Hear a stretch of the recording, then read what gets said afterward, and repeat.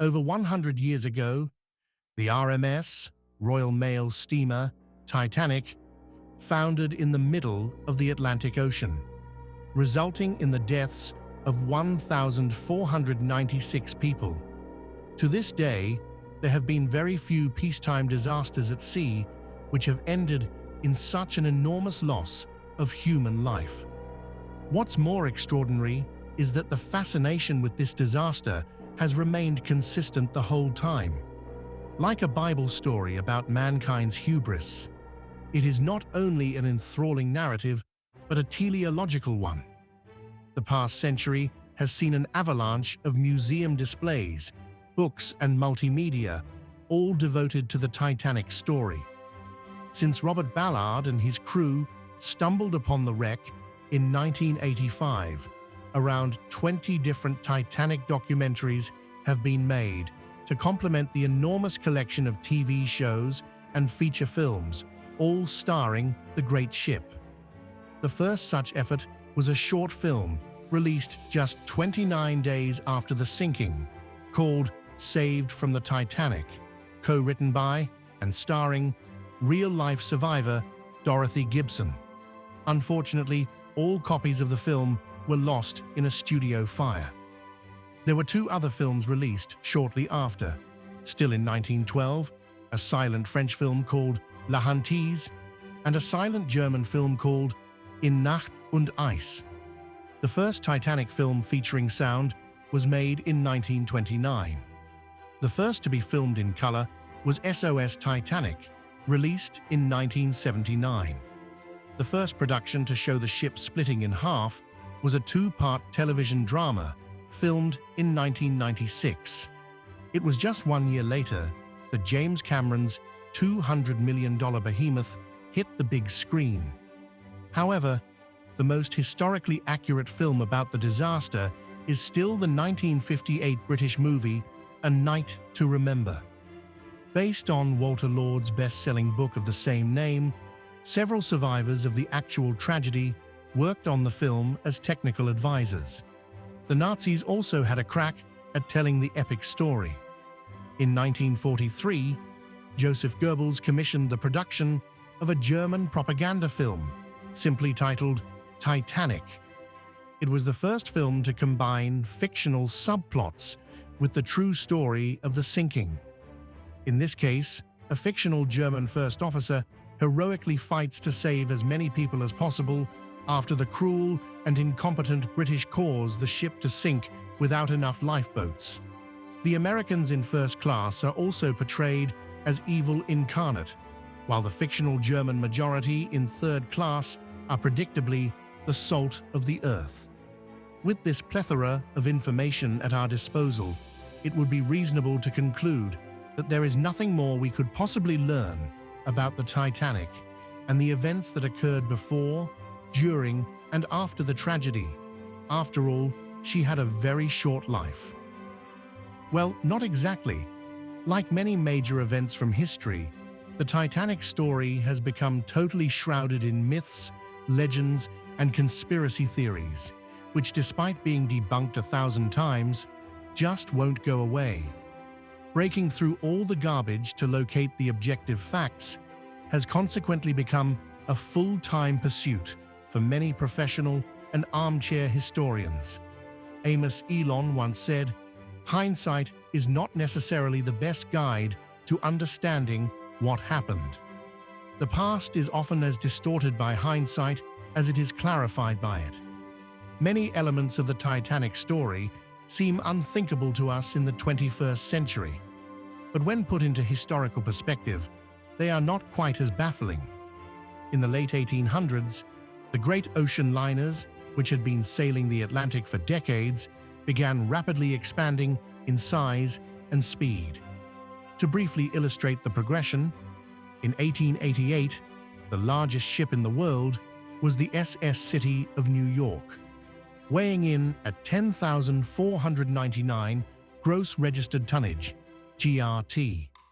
By 1901, the White Star Line's RMS Celtic came in at 20,904 GRT.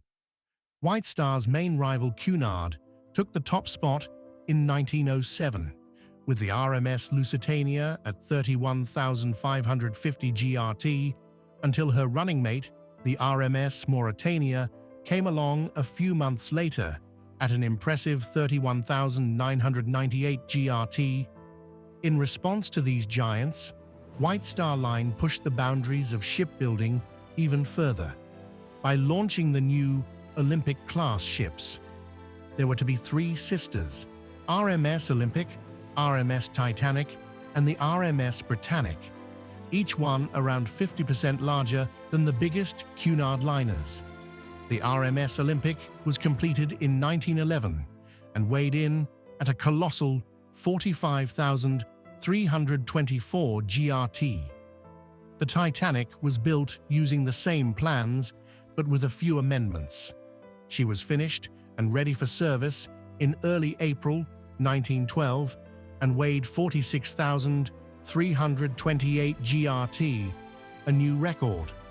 Titanic would only hold the record for just over 12 months, until June 1913, when the German ocean liner, the SS Imperator, was completed, coming in at 52,117 gross registered tons.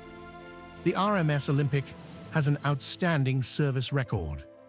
She survived many accidents, served in World War I, and even rammed and sunk a German U-boat, thus putting to bed the idea that Titanic had weak steel, because the resilient Olympic was made of the same stuff.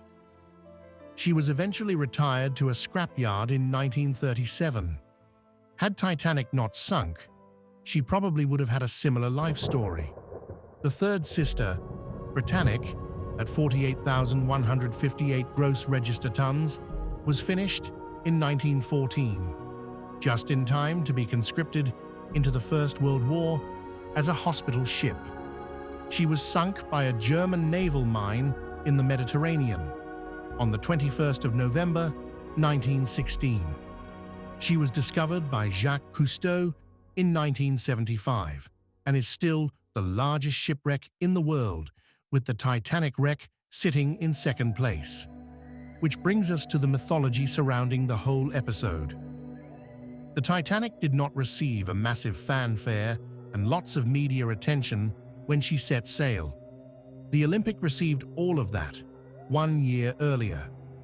At the time, Olympic was far more famous than her younger sister.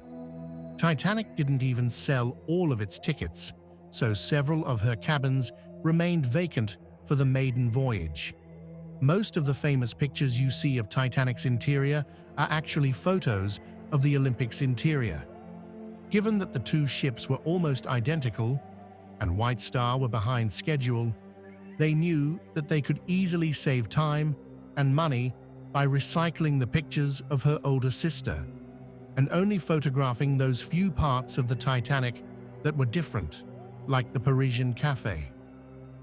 The infamous lifeboat situation was not because of vanity or cost-cutting. In the early days of the passenger liners, the whole purpose of the lifeboats on board was to ferry people from one ship to another. At any given time, there were hundreds of vessels on the Atlantic, so there was always a big ship nearby. Lifeboats were not seen as something that all passengers and crew would have to ride in for days, anxiously waiting for help to arrive. The Titanic actually exceeded the number of lifeboats legislated by the Board of Trade Regulations. Although those regulations were written in 1890, when the biggest passenger liners were only a quarter of the Titanic's size. The ship's crew had actually done some lifeboat drills at Southampton, and they went very well. The reason so many of the Titanic's lifeboats were launched partially full during the first hour after the collision with the iceberg is because at that stage, most people, passengers and crew, had no idea what exactly was going on, and they certainly didn't want to split up their families and get into a little rowboat on the freezing cold Atlantic Ocean in the middle of the night. Many preferred to remain on the nice, big, electrically heated ship that initially didn't feel like it was in trouble. Additionally, in the early 20th century, icebergs were not thought of as something that could sink a ship. They could certainly cause a massive amount of damage, but not enough to sink a whole vessel. The designers of the Titanic certainly didn't imagine that a foreign object could rip a hole, or holes, that would compromise more than 4 compartments. The infamous unsinkable epitaph was first used by a correspondent writing for the trade journal, the Shipbuilder and Marine Engine Builder, in 1910, in relation to the Olympic class.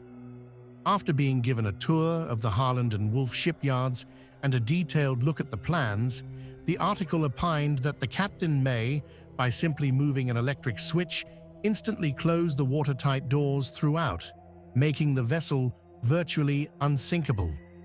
Once word of this brilliant new design began to circulate, the executives at the White Star Line thought this was really good publicity, so they ran with it for both Olympic and Titanic.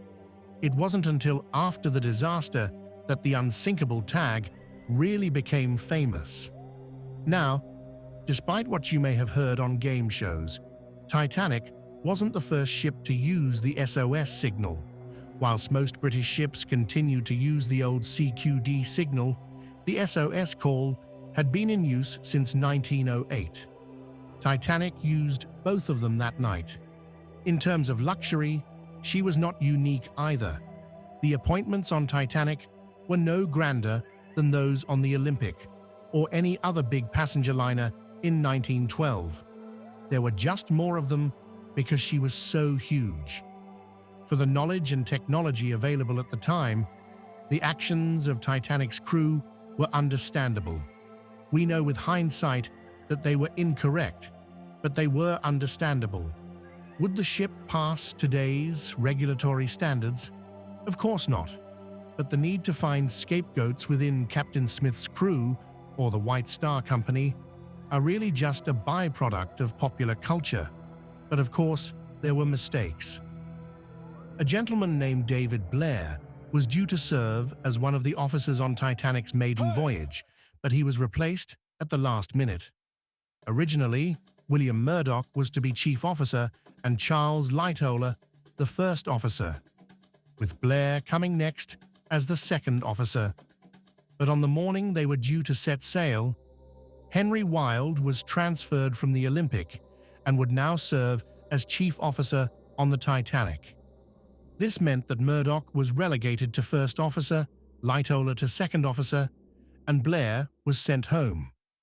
This is not significant by itself, but in his disappointed state, Mr. Blair forgot to leave behind the key to one of Titanic's storage cabinets. Specifically, the cabinet which had the binoculars for the lookout locked inside.